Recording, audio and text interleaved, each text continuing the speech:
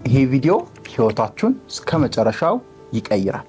በህይወታችሁ አንድ የሚያስፈልጋችሁ ወሳኝ ጥበብ ነው በዚህ ቪዲዮ ማስተምራችሁ። ታላቁ ሊቃውንት ሊቅነት ነኝ። እስከ መጨረሻው አብራችሁን ቆዩ። ይህን ኮት ላንብብላችሁ። ሞርፌስ ከዘ ማትሪክስ ሙቪ ላይ sooner or later you are going to realize just like I did there is a difference between knowing the path and walking the path። በአማርኛው ላድርግላችሁ። ወይ አሁን ይገባሃል፣ ካልሆነ ግን ከረፈደ በኋላ ነው የሚገባህ። ያ ነገር ምኑ ነው የሚገባህ? there is a difference between knowing the path፣ አንድን ነገር ማወቅ፣ አንድን ነገር መረዳትና ያን የተረዳውን ነገር መኖር walking the path እጅግ በጣም የሚለያዩ ነገሮች ናቸው። የህይወት አንድ ትልቁ ጥበብ አክሽን፣ ተግባር። you know why አሁን ማትፈልግበት ቦታ ያለበት ምክንያት፣ you know why ውጤት sucks፣ you know why ገቢ መጥፎ የሆነበት ምክንያት፣ you know why በራስ ማትተማመነው፣ you know why it's because of one thing action action action። ሜንተሪ ሁሌ በጣም ወደው ኮት አለው just fucking do it just fucking do it ይላል። anything as a plan as a goal as a vision እጅላ ያለህን ነገር just fucking do it። በህይወት የምትፈልጉትን ህይወት ያልሰራችሁበት፣ የምትፈልጉትን ቢዝነስ ያልጀመራችሁበት፣ የምትፈልጉት የህይወት ደረጃ፣ የምትፈልጉት ሪሌሽንሺፕ ላይ ያልደረሳችሁበት ብቸኛው ምክንያት ተግባር ወይም አክሽን ይባላል። የአክሽን ሰው ናችሁ ወይ ነው ጥያቄ። እንዴት ነው የአክሽን ሰው መሆን ያለብን? ምና ይሆናል በዚህ ቪዲዮ። ሶ ሞርፌስ እንደሚለው knowing the path፣ አብዛኛው ሰው ኢንፎርሜሽን አሉ these days፣ አብዛኛው ሰው ያነባል፣ አብዛኛው ሰው እውቀት አለበት። walking the path አድርገዋል ወይ ያን ነገር? ተግብረዋል ወይ ያን ነገር? ህይወትን እንዲለውጥ ሙቭ አድርገዋል ወይ በዛ አቅጣጫ? that's the only thing you need in life። አብዛኛው ሰው ገንዘብ ማጣቱ፣ አብዛኛው ሰው ከጥሩ ቤተሰብ አለመወለዱ፣ አብዛኛው ሰው የሆነ በራሱ ሳይሆን ውጫዊ ነገሮችን ኤክስተርናላይዝ በማድረግ ለውጤቱ ተጠያቂ ያደርጋል። which is fucking wrong guys። the only thing you need in this life የምትፈልገውን ህይወት ለመኖር አክሽን፣ ብቸኛ የህይወታችን ጥበብ፣ ለመኖራችን ትርጉም፣ የምንፈልገውን ህይወት የምንሰራበት ምክንያት is called action። እንዴት ነው የአክሽን ሰው የምትሆኑት? ከሞርፌስ ጋር አያይዤ ሌላ አንድ ኮት ልንገራችሁ። since this is the biggest ጥበብ የዓለማችን people learn how to swim by getting into the water። ይሄ ከገባችሁ ማለት ነው ላይክ ህይወታችሁ እስከ መጨረሻ ነው የሚቀየረው። people learn to swim by getting into the water not by reading books on swimming bro። ዋናን የምትማረው ልተርጉምልህ፣ ዋናን የምትማረው መጽሐፍ አንብባ አይደለም፣ ተንቦራጭቀ ውሃ ጠጥተህ ትን ብሎ ሪስክ ውስጥ ገብተህ ላይፍ ሴቨሩ ልትሞት ስትል አጣጥሮ አውጥቶ that's the way to learn swimming። ዋና የምትማረው በዛ መንገድ። ስለ ዋና 10ቱ ምርጥ መንገዱ ምናምን አንብበህ ውጭ ሆነ ተረድተህ ምናምን፣ ይሄ ነው knowing the path። መንገዱን ማወቅና መራመድ ይለያል። አሁን አንተ ህይወት ላይ መንገዱን ታውቋለህ፣ you know the path still you didn't walk it። walk የምታደርገው በምንድን ነው? is through action። walk የምታደርገው በምንድን ነው? is through applying persistently አንድ ነገር ላይ በመተግበር በመውረድ መሬት ላይ በመንካት በመንቦጫረቅ በመውደቅ በመነሳት ውስጥ ነው።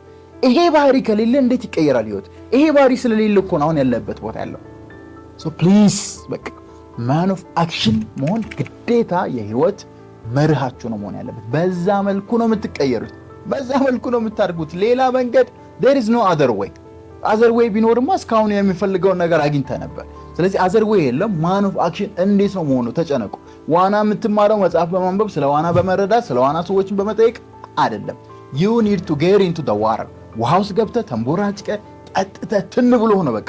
ህይወትም እንደዛ ነው። የምትፈልገውን ህይወት የምትሰራው ወድቀህ ተነስተህ ተንፈራፍረህ በቃ የሚገባ ገደል ውስጥ ገብተህ ምናምን ነው እንጂ እንደምትለው በማሰብ በማሰላሰል ብቻ አይመጣም። man of action ታዲያ እንዴት ነው መሆን ያለባችሁ? እሱ ነው ከዚህ በኋላ ደግሞ ማሳያችሁ። 3 ቤዚክ ነገሮች ጠቁማችኋለሁ። ተከታተሉኝ እስከ መጨረሻው። ህይወታችሁን የምር ነው የምትቀይሩት ከተረዳችሁ ይሄን ቪዲዮ። 3 ቲፖች ልጠቁማችሁ። አንደኛ you need to have a direction።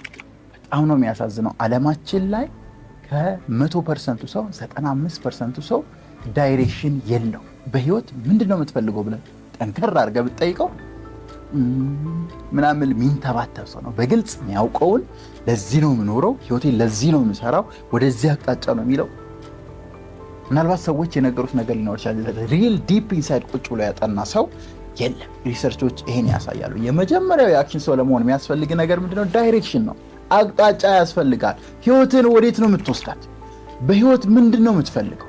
በህይወት ምንድነው የምትሰራው? you need to decide that። ሶስት ነገሮች ያስፈልጓል ይሄን ለማወቅ። የመጀመሪያው ድሪም ነው። ድሪም ማለት በቀላሉ what do you really want in life? በህይወት የምር ምንድነው የምትፈልገው? ዝም ብለህ ሰዎች ስላሉ ቤት መኪና ምናምን ሳይሆን የምር ትርጉም ሰጥቶ የምትፈልገው ነገር ምንድነው? ስፔሻሊ ማቴሪያሊስቲክ ነገሮችንም ያጠቃልላል። ድሪም ስንል ምን እንደምፈልግ፣ ድርጅት ምን አይነት ድርጅት ነው የምትፈልገው? ቤት ምን አይነት ቤት ነው የምትፈልገው? መኪና ምን አይነት መኪና፣ ምን አይነት አኗኗር፣ ምን አይነት ቤተሰብ፣ የሆነ ዳይሬክሽን ይሰጣል። ይሄን ስትመልስ አቅጣጫ ይሰጣል። የተግባር ሰው ትሆናለህ ወደዛ ለመሄድ። the first thing you need is dream። ሁለተኛ ላይ ቪዥን ያስፈልጋል። ቪዥን ዊዝ በቀላሉ why do you want those things? እነዛን ነገሮች ቅድም ድሪም ላይ ያስቀመጥካቸውን ለምንድን ነው የምትፈልገው? ማስሎን አንተ የምትፈልገው ምክንያት ምንድን ነው? ከኋላ ምን ዲዛይር አለ? ምክንያት ከሌላችሁ የአክሽን ሰው አትሆን።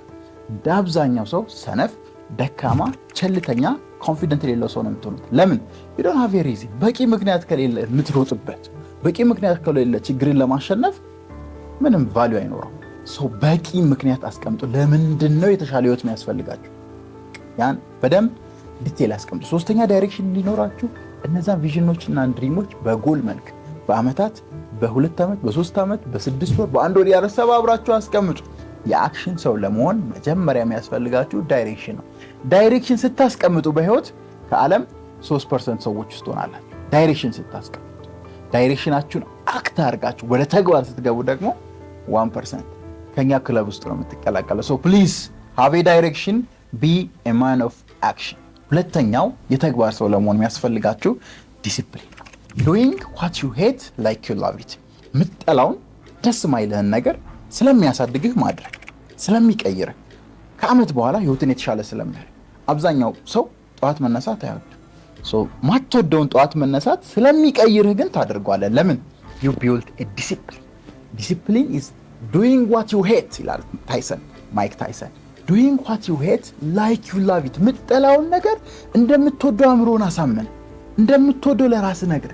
ስፖርት መስራት፣ ሌሊት 10 ሰዓት ተነስቶ መሮጥ is boring ነገር ለዓለም ለሁሉም ሰው። ስቲል ግን ዲሲፕሊን ማለት ያን ነገር ስፖርት መስራቱን እንደምትወደው አስመስለ። ይሄ እንዲህ ነው አብዛኛው ሰነፍ ሰው የሚወደው ምግብ፣ በርገር ምናምን ይወደለ። እንደዛ አድርገህ ስፖርት መስራቱን ማድረግ መከወን ማለት።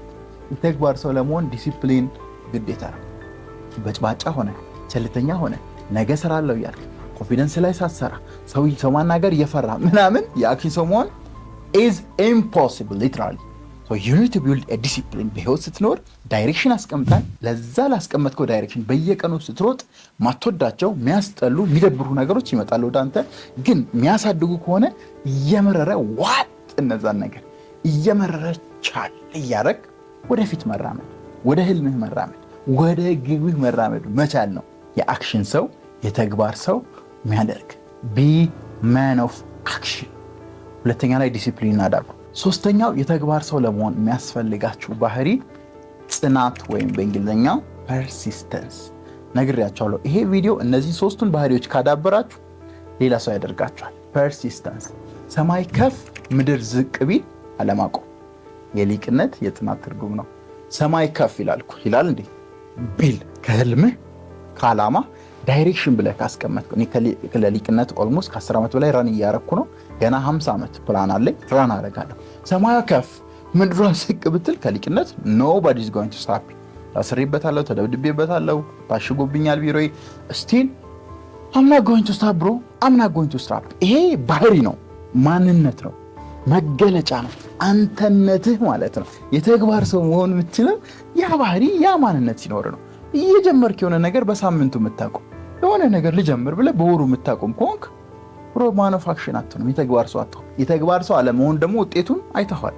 ይኸው አሁን ያለበት ቦታ አስቀምጧል። የተግባር ሰው አለመሆንን በቃ ተግባር ሰው አለመሆን፣ አክሽን አለመውሰድ፣ ከቤተሰብ አሳንሶ፣ ከጓደኛ አሳንሶ፣ ከላይፍ አሳንሶ፣ ከፖቴንሻል አሳንሶ ማትፈልገው ቦታ አድርገዋል የተግባር ሰው መሆን። so if you want to change that you need to become a man of persistence።